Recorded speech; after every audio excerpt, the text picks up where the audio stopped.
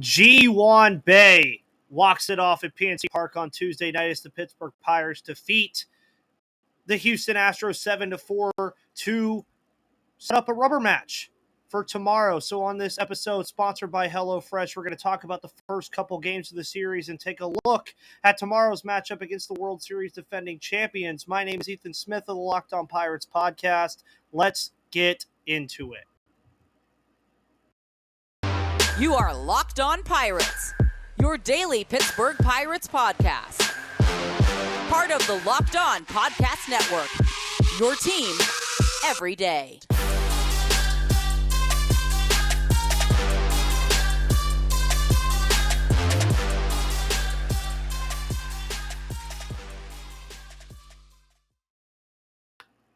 What is up? What is up? What is up, everybody? And welcome back to the Locked On Pirates podcast. As mentioned before, I am, of course, your host who does the most, Ethan Smith. Hope you guys are all having a phenomenal Tuesday evening as we are live on Twitter. We're live on YouTube. We're live on Apple Podcasts, Spotify, Odyssey, Google Play. You'll be hearing this in the morning.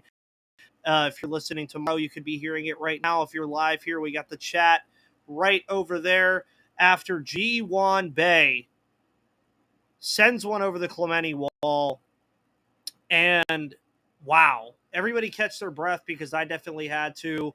Probably got a noise complaint from the neighbors after that one, but that was a game that the Pirates desperately needed. Of course, on Monday, the Astros kind of punched them in the mouth. First game without O'Neal Cruz, and the Pirates just looked lifeless. They come out in this game. Mitch Keller gives up 2 solo home runs in the first 2 innings. It looks like the Pirates are going to be working from behind again. But then Jack Sawinski all of a sudden hits one over the Clemente wall, well over the Clemente wall into the Allegheny. And Ji-man Choi would follow suit in the 6th inning. And then, of course, Ji-hwan Bae would do the same, but not hitting it out of the ballpark. But, you know, he did enough. It all counts the same in the 7-4 victory, which also moved the Pirates to a 7-4 record on the season. And there's a lot to talk about here, so I would love you guys to come to this live stream when we do these. We do these every once in a while during the week after these games. I do work 7 to 5 in the morning, Monday through Wednesday, so it's a little bit easier for me to do these after the games rather than trying to do them super early in the morning. We have some guys here. Tasha says, I am almost as excited as the Korean broadcasters. What a game. Yeah, go to the Twitter account and you'll see the Korean broadcast and their reaction to that beautiful Ji-hwan Bae home run. John Gorman says, man, what a win. This was an amazing win for this young team. I couldn't agree more, dude. You can't agree more with this team. I mean, there have been multiple instances this year with this Pirates team where they have already fought back from a lot of adversity. They've already fought back from deficits early on in games. We saw it against Boston when they were down 5-3 in the opener of that series. We saw it against Chicago in the last series when they were down in that game. And then we saw it here tonight. They fell down 2-0 early, but there was no panic whatsoever. There was no issues with how things were going. And Mitch Keller, I think you have to throw something out to him, man. I mean, Mitch Keller realistically did a phenomenal job here in this game. He had the 2 solo shots, as mentioned, that gave the Astros a 2-0 lead early. And he really settled in after that. I mean, he ended up going 6 innings. He left the game with it being tied before Ji-man Choi would hit that home run to give the Pirates the lead in the bottom of the 6th. Obviously, Colin Holderman and Dwayne Underwood Jr. would follow in the game to keep the game scoreless. Now, David Bednar, I won't talk too much about the blown save here. He just kind of had some missed spots there that he would normally hit. He made Jose Abreu look confused in that last at-bat that he ended up having to face. And there was a lot to love about this game. And I think we're going to keep this one a little bit short. This will be more of in the game recap part of this for the playlist that you'll see on YouTube. This will be available on audio as well for everybody that's not listening. But man, the first game of this series, again, it just felt like this team really was going to lose it. It really felt like this team was just going to have no life after O'Neal Cruz went down with the injury that he had. They lose 8-2. I mean, they were out of that game almost immediately. Rowanzi Contreras was just not hitting his spots whatsoever in this game. But here, they fought back, man. I think that's the thing that we're seeing that's so different about this Pirates team is they fought back. They went down early again, which is something that I do hope they stop doing, by the way. And I think a lot of you guys that are in the live stream right now would also agree that I hope they stop doing is falling behind in these games because it's getting infuriating. It really is. It's getting very, very annoying to see this team fall behind in games like they have early on, but they've clawed back thus far. And now you enter a point where they're 7-4 right now. Think it with a little bit of forward thinking here. They're 7-4. They could lose tomorrow. Very well could. This is a very good Astros team. They have Jose Urquidy on the mound tomorrow, who has a pretty decent ERA thus far. Rich Hill is on the mound for the Pirates to hope to get a decent start from him. Nothing like the last one that we saw. But you then look ahead to St. Louis, who isn't playing great baseball right now to start the year, where you're facing a lot less talented pitching staff. You could talk about this Pirates team having 10 wins by the end of the week as a realistic benchmark for what this team could do. John Gorman says Mitch Keller continues to pitch like an ace outside of the 2 home runs. He was dominant. Yes, and I think by every start they really need to consider approaching him with an extension. I think it's something they really need to consider right now. I know the Brian Reynolds talk is the forefront, but you just really want to hope that they get something done with Mitch Keller and he doesn't price himself out of Pittsburgh.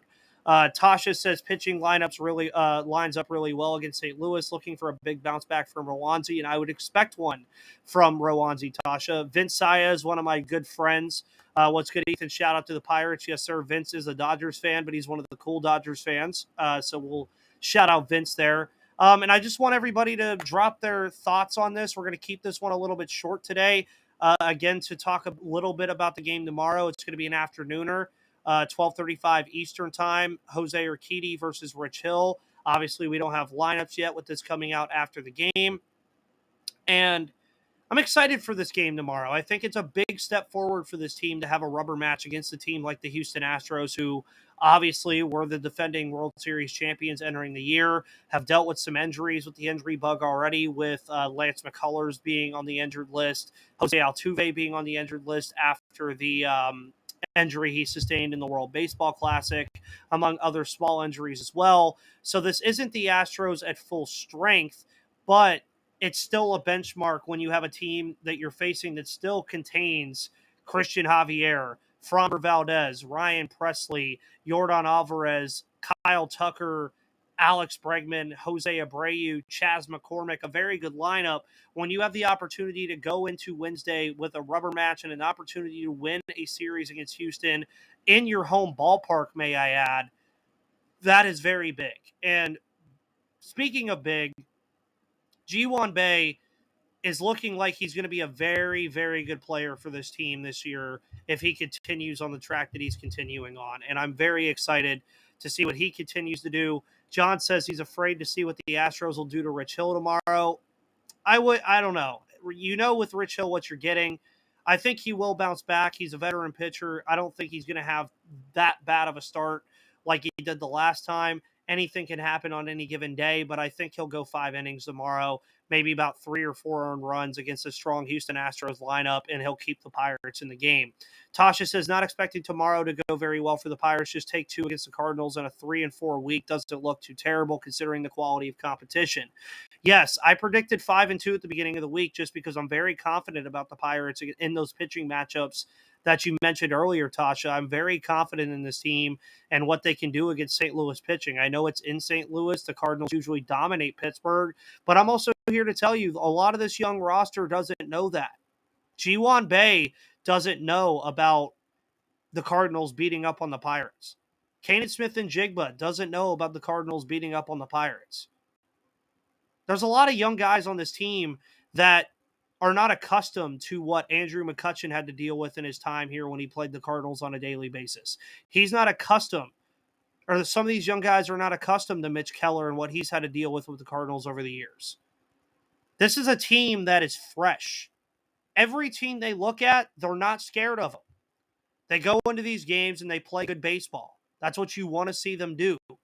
They've had one or two bad games in the last couple days against Chicago and Houston yesterday, but what have they done in both of those events? On Sunday, they come out and they shut out the White Sox with a good White Sox lineup and win that game. And then tonight, albeit the blown save from Bednar scared a lot of us, and it looked like the Astros might come back and steal this one. Ji-hwan Bae said, no, we ain't doing extra innings. I'm walking this off. And credit that to Andrew McCutchen as well with that single that he had to move Castro to second. Ji-hwan Bae, even if that didn't go over the fence, it was going to score Castro either way. Excuse me. He just got enough of it to where it was really going to matter. And looking ahead, I guess, and Vince says, I agree. I think your Pirates can beat St. Louis. They're at too inconsistent. I love the fight from the Pirates. Yes, you have to. And while we're here as well, tomorrow, of course, we're going to be recapping the Houston Astros series, depending on how the game goes tomorrow. It could be a very positive response, could be a negative response, it could be in the middle. It just really depends on how tomorrow's game goes.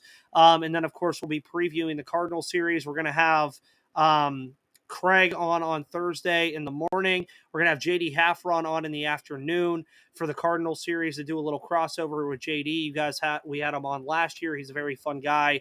Love having the in-division rival crossovers. Michael just got here. Should the Pirates be looking at alternatives for shortstop? Castro has never looked good there, including spring training. Still surprised they didn't call up Mercado instead of Matthias.